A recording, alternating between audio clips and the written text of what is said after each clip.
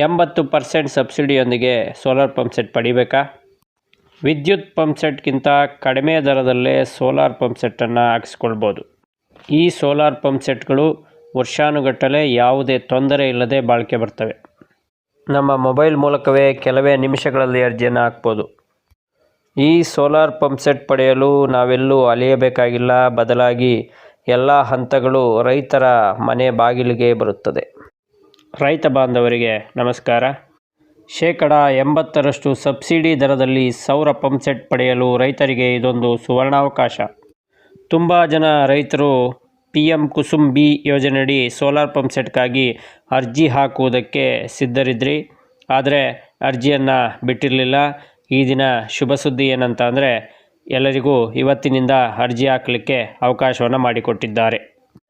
ಕೇಂದ್ರ ಮತ್ತು ರಾಜ್ಯ ಸರ್ಕಾರದ ಸಹಯೋಗದೊಂದಿಗೆ ರೈತರಿಗೆ ಹಗಲು ವೇಳೆಯಲ್ಲಿ ನೀರಾವರಿ ಸೌಕರ್ಯವನ್ನು ಒದಗಿಸುವ ಮಹತ್ವಾಕಾಂಕ್ಷಿ ಸೋಲಾರ್ ಪಂಪ್ ಸೆಟ್ ಯೋಜನೆಗೆ ಅರ್ಜಿಯನ್ನು ಹಾಕೋದು ಹೇಗಪ್ಪ ಅಂದರೆ, ಮೊದಲಿಗೆ ನಾವು ಯಾವುದಾದ್ರೂ ಒಂದು ಬ್ರೌಸರ್ಗೆ ಹೋಗಿ ಅದರಲ್ಲಿ ಗೂಗಲಲ್ಲಿ sauramittra.com ಅಂತೇಳಿ ಟೈಪ್ ಮಾಡಿ, ಇದನ್ನು ಹೊರತುಪಡಿಸಿ ಇನ್ನೇನೇ ಅಡ್ರೆಸ್ಸನ್ನು ಟೈಪ್ ಮಾಡಿಬಿಡಿ.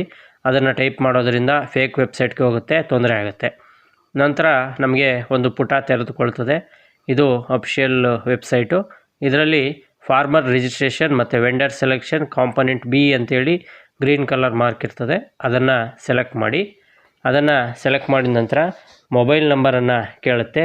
ನೀವು ಯಾರಿಗೆ ಅಪ್ಲಿಕೇಶನ್ ಹಾಕ್ತಾಯಿದ್ರೋ ಅವರ ಆಧಾರ್ಗೆ ಲಿಂಕ್ ಆಗಿರುವ ಮೊಬೈಲ್ ನಂಬರನ್ನು ಹಾಕಿ, ನಂತರ OTP ಬರ್ತದೆ, 4 ಅಂಕಿಯ OTP, ಅದನ್ನು ಎಂಟರ್ ಮಾಡಿ.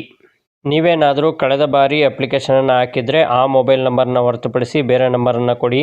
ಇಲ್ಲದೇ ಇದ್ದರೆ your mobile number already exist ಅಂತೇಳಿ ನೀವು ಅಪ್ಲಿಕೇಶನ್ ತುಂಬಿದ ನಂತರ ಬರ್ತದೆ. OTP ಎಂಟರ್ ಮಾಡಿದ ನಂತರ ಅಪ್ಲಿಕೇಶನ್ ಓಪನ್ ಆಗ್ತದೆ. ಅದರಲ್ಲಿ ಕ್ಯಾಟಗರಿ ಫಾರ್ಮರ್ ಆಲ್ರೆಡಿ ಸೆಲೆಕ್ಟ್ ಆಗಿರುತ್ತೆ. ನಂತರ ನಾವು ಅಪ್ಲಿಕೆಂಟ್ ನೇಮನ್ನು ತುಂಬಬೇಕಾಗುತ್ತೆ. ನಂತರ ಫಾದರ್ ನೇಮು, ಆನಂತರ ಕ್ಯಾಟಗರಿಯನ್ನು ತುಂಬಬೇಕು. ಕ್ಯಾಟಗರಿ SC ST ಮತ್ತು ಜನರಲ್, ಎಲ್ರಿಗೂ ಯಾವುದೇ ಕ್ಯಾಟಗರಿ ಆದರೂ ಸಹ ಸೇಮ್ ಪ್ರೈಸ್ ಇರುತ್ತೆ, ಪ್ರೈಸಲ್ಲಿ ಏನು ವ್ಯತ್ಯಾಸ ಇಲ್ಲ. ಆನಂತರ ಜೆಂಡರನ್ನು ಸೆಲೆಕ್ಟ್ ಮಾಡಬೇಕಾಗತ್ತೆ. ಆನಂತರ ನಮ್ಮ ಆಧಾರ್ನ ಕೊನೆಯ 4 ಅಂಕಿಗಳನ್ನು ಇಲ್ಲಿ ಎಂಟರ್ ಮಾಡಬೇಕಾಗತ್ತೆ. ಆನಂತರ ಆಲ್ರೆಡಿ ಮೊಬೈಲ್ ನಂಬರ್ ತುಂಬಿರೋದು ಬಂದಿರುತ್ತೆ, ಇಮೇಲು. ಆನಂತರ ನಮ್ಮ ಸ್ಟೇಟ್ ಆಲ್ರೆಡಿ ಸೆಲೆಕ್ಟ್ ಆಗಿರುತ್ತೆ.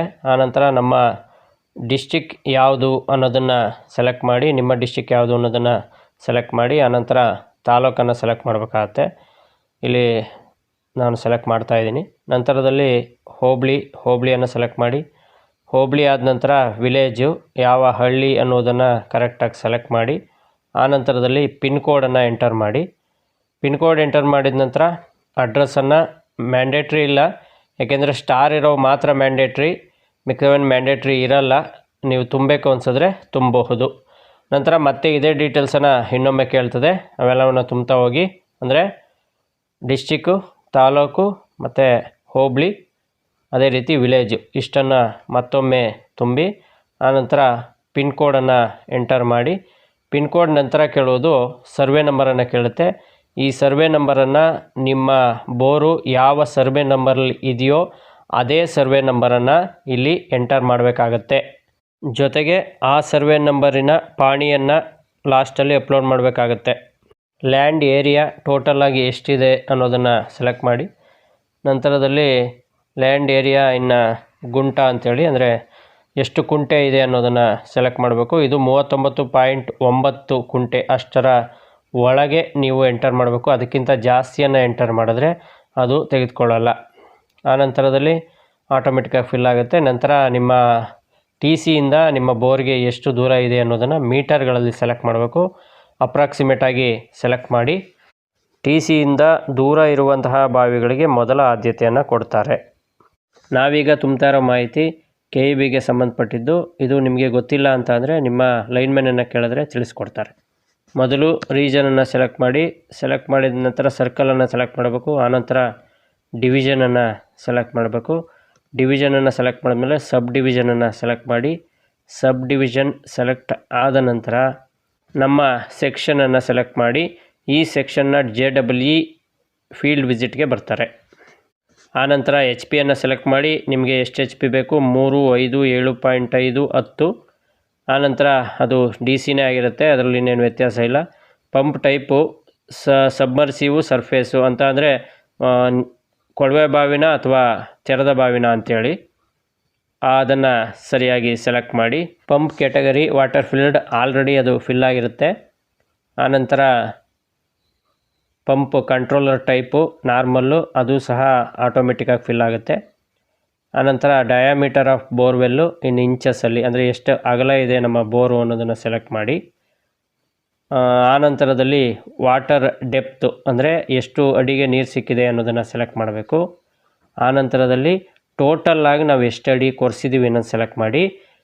ನಾವು ಎಷ್ಟೇ ಅಡಿ ತೋರಿಸಿದ್ರು ಸಹ ಅವರು ನಮಗೆ 100 ಮೀಟರ್ ಅಷ್ಟೇ ಗೌರ್ಮೆಂಟ್ ಕಡೆಯಿಂದ ಕೊಡ್ತಕ್ಕಂತಹ ಈ ಸ್ಕೀಮಲ್ಲಿ ಕೊಡೋದು, ಮಿಕ್ಕಿದ್ದಕ್ಕೆ ಎಕ್ಸ್ಟ್ರಾ ಕಾಸ್ಟ್ ಆಗುತ್ತೆ. ಆನಂತರದಲ್ಲಿ ಯಾವ ಇರಿಗೇಷನ್ ಅನ್ನೋದನ್ನು ಸೆಲೆಕ್ಟ್ ಮಾಡಿ. ಇವು 3ರಲ್ಲಿ ಮೈಕ್ರೋ, ಓಪನ್ನು ಅಥವಾ ಅಂಡರ್ಗ್ರೌಂಡ್ ಅಂತೇಳಿ.